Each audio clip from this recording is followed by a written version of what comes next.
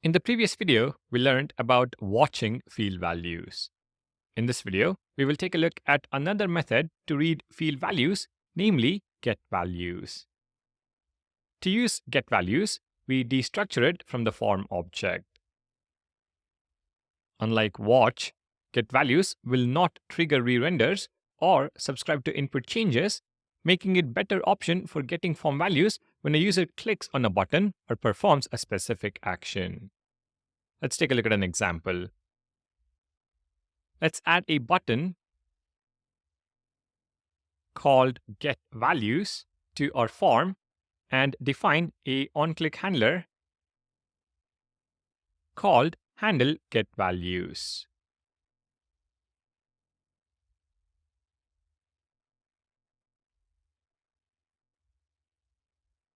Inside the handleGetValues function, we can call the getValues method within a log statement.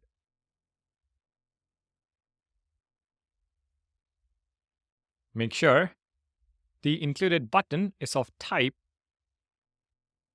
button. If we now save the file and head back to the browser and click on getValues button, the form values will be logged in the console. Note that changing a field value will not trigger the getValues method.